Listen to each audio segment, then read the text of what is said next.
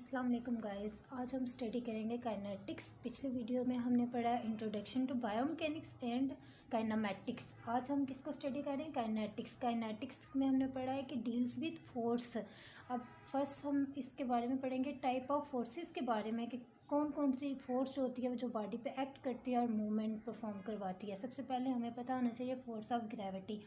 Force of gravity में हमें कुछ चीज़ें होती हैं जो हमें बेसिक कंसेप्ट्स हैं जो हमें क्लियर होने चाहिए। सबसे पहले क्या है? Centre of gravity.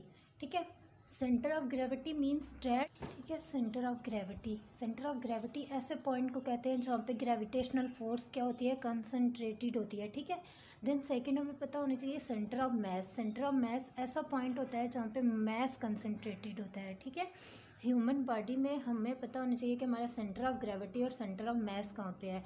तो वो कहाँ पे प्रेजेंट होता है? इंटीरियर S2 वर्टिब्रे में।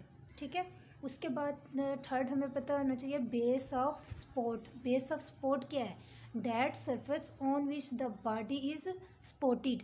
ठीक है, ऐसी सरफेस बॉडी की जहाँ पे बॉडी क्या होती है? स्पोर्ट होती है। फॉर एग्जांपल हम एग्जांपल के थ्रू समझते हैं कि अगर एक बॉडी है जो एनाटॉमिकल पोजीशन में खड़ी है, ठीक है, उसके फीट के नीचे, उसके पाँव के नीचे जो सरफेस एरिया आएगा ना, उसको हम उसका क्या कहेंगे? एक फीट से दूसरे फीट तक जो एरिया उसको हम बेस कहेंगे, जिसने उस पूरे बॉडी को सपोर्ट किया हुआ है। ठीक है, देन सेकंड हम स्पाइन पोजीशन की बात करते हैं तो स्पाइन पोजीशन में from head to toes area जो होता है ना, वो क्या होता है? हमारा बेस ऑफ सपोर्ट होता है।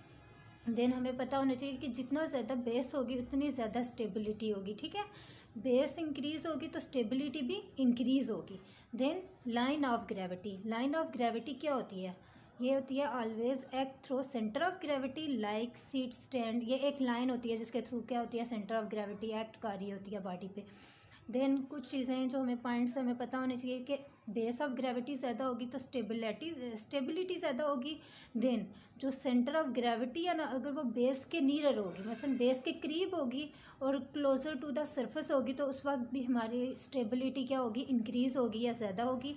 और लाइन ऑफ ग्रेविटी जितनी कम होगी उतनी स्टेबिलिटी ज़्यादा होगी। ठीक है, देन आगे आ जाती है टेंसाइल फोर्स। टेंसाइल फोर्स क्या है? ये ऐसी फोर्स है जो क्रिएट करती है टेंशन को, या two forces that are same in magnitude opposite in direction acting on same surface. देखो, ये एक बॉडी है, उस पर ये दो फोर्सेस एक्ट कर रही हैं। फोर्सेस एक ही जगह पे हैं, सेम मैग्नीट्यूड है, लेकिन इनकी डायरेक्शन क्या है?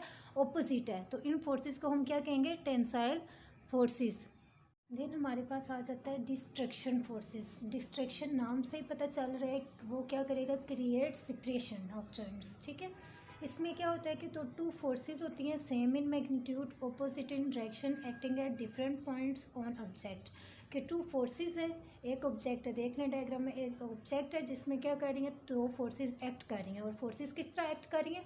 अवे फ्रॉम द सरफेस जा रही हैं, और इनकी क्या है? Acting at different points on object, और डायरेक्शन भी अपोजिट है। ठीक है, तो इसको हम क्या, ये क्या काज करेंगे? डिस्ट्रैक्शन काज करेंगी। तो इस फोर्सेस को हम क्या कहेंगे? Distraction force. देन सेकंड आ जाती है कंप्रेशन फोर्स। कंप्रेशन मीन किसी भी चीज़ को कंप्रेस करना। ठीक है, ये एक बॉडी है, इस पर कंप्रेशन फोर्स लग रही है। देख रहे हैं, two forces same in magnitude opposite in direction but acting on different points toward the surface. ये फोर्सेस क्या है? टूवर्ड द सर्फेस थी, और डिस्ट्रैक्शन फोर्सेस क्या थी? अवे फ्रॉम द सर्फेस थी। ठीक है, और ये क्या कर रही हैं? बॉडी को कंप्रेस कर रही हैं। देन सेकंड आ जाता है shear forces and friction. Shear forces में क्या होता है? शीयर फोर्स जो होती है वो क्या होती है? पैरेलल टू ऑब्जेक्ट है। ये देखो, ये एक ऑब्जेक्ट है और यहाँ पे ये फोर्स एक्ट कर रही है, ये पैरेलल टू ऑब्जेक्ट है। देन फ्रिक्शन फोर्सेस क्या आ जाती है? जो ऑपोजिट टू शीयर फोर्स हो उसको हम क्या कहते हैं? फ्रिक्शन। देन सेकंड हमें पता होनी चाहिए टॉर्क। टॉर्क क्या होती है? मूवमेंट ऑफ फोर्स होती है। देखो, ये बॉडी है, इस पर दो फोर्सेज एक्ट कर रही हैं। ठीक है, और वो भी क्या है? ऑपोजिट इन डायरेक्शन है, और सरफेस भी इनकी क्या? ऑपोजिट है। तो इसमें क्या होगा? एक रोटेशन प्रोड्यूस होगी। एक फोर्स इधर लग रही है और एक ये लग रही है, तो क्या करेगी? बॉडी रोटेट करेगी। तो उसी में क्या होता है कि टर्निंग इफेक्ट ऑफ फोर्सेस को हम क्या कहते हैं? टॉर्क कहते हैं। Then movement arm. Movement arm क्या होता है? The perpendicular distance between the forces that produce torque. ऐसा परपेंडिकुलर डिस्टेंस फोर्सेस के बीच परपेंडिकुलर डिस्टेंस जो टॉर्क प्रोड्यूस कर रहा है उसको हम क्या कहते हैं? Movement arm. देन हमें लीवर के बारे में पता होना चाहिए। लीवर एक क्या होता है? Lever is any rigid segment that move around the fulcrum, ठीक है। ऐसा रिजिड सेगमेंट होता है जो फल्क्रम के अगेंस्ट क्या कर रहा होता है, अराउंड क्या कर रहा है, मूव कर रहा है। और फल्क्रम क्या है, एक फिक्स पॉइंट है।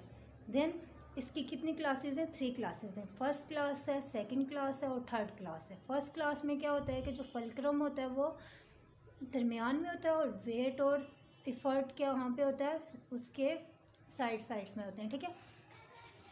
फल्क्रम से लेकर अफर्ट तक जो डिस्टेंस होता है उसे हम अफर्ट आर्म कहते हैं, और जो फल्क्रम से वेट तक का जो डिस्टेंस होता है ना उसको हम क्या कहते हैं, वेट आर्म कहते हैं। फर्स्ट क्लास में फल्क्रम क्या होता है, दरमियान में होता है। और इसके एग्जांपल हम डिस्कस कर लें तो नोडिंग मूवमेंट, मसलन हेड में जो मूवमेंट होती है ना वो उस फर्स्ट क्लास में आ जाता है। देन सेकंड क्लास है, सेकंड क्लास में जो वेट होता है ना वो क्या होता है, दरमियान में होता है। अफर्ट और फल्क्रम क्या होंगे, साइड्स में होंगे।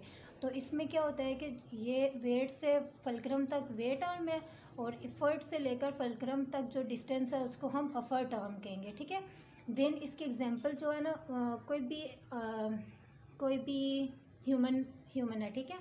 तो वो जब टो स्टैंडिंग मसलन अपने पाँव पे, अपने टखनों पे खड़ा होगा ना, तो उसको हम सेकंड क्लास में कंसीडर करेंगे।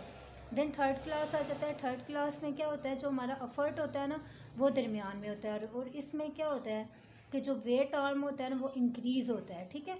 और देन हम इसके एग्जांपल ब्रेकियल सेक्शन कर लेते हैं। मसलन एल्बो जॉइंट की एग्जांपल, कि हमने कोई वेट उठाया हुआ है तो एल्बो की मूवमेंट करवा रहे हैं, तो ये थर्ड क्लास में आएगा। और थर्ड क्लास क्या होता है, मैक्सिमम इन अवर बॉडी होता है, ठीक है। देन आ जाता है मैकेनिकल एडवांटेज। मैकेनिकल एडवांटेज में क्या आ जाता है, इसमें का फार्मूला है weight over effort, weight and effort, या effort arm over weight arm, ठीक है। मैकेनिकल एडवांटेज हमें कब कब गेन होगा ये हमें पता करना है। तो मैकेनिकल एडवांटेज सेकंड क्लास में, मसलन मैकेनिकल एडवांटेज उसको कहते हैं जिसमें अफर्ट ज़्यादा होगा। अफर्ट क्या होगा, ग्रेटर देन 1 होगा, तो उसमें हमें मैकेनिकल एडवांटेज गेन होगा। देन देखें सेकंड क्लास में जो हमारा अफर्ट आर्म है वो इंक्रीज़ कर रहा है ना, तो इसमें क्या होगा, मैकेनिकल एडवांटेज गेन होगा। थर्ड क्लास में क्या है, अफर्ट आर्म डिक्रीज़ कर रहा है और वेट आर्म क्या कर रहा है, इंक्रीज़ कर रहा है। तो वेट आर्म के इंक्रीज़ करने से हमारा मैकेनिकल डिसएडवांटेज होगा। देन हमें पता चल गया सेकंड क्लास में क्या होता है, अफर्ट आर्म इंक्रीज़ कर रहा है, और थर्ड क्लास में क्या कर रहा है, थर्ड क्लास में क्या है, वेट आर्म क्या कर रहा है, इंक्रीज़ कर रहा है, ठीक है। तो ये मैकेनिकल डिसएडवांटेज होगा।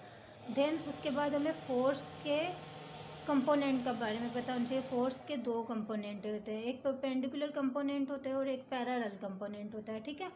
और फोर्स जो होती है मोर एफिशिएंट किस पे एक्ट करती है, 9 डिग्री पे एक्ट कर रही होती है। और परपेंडिकुलर कंपोनेंट को हम Fy से डिनोट करते हैं और पैरेलल को Fx से करते हैं।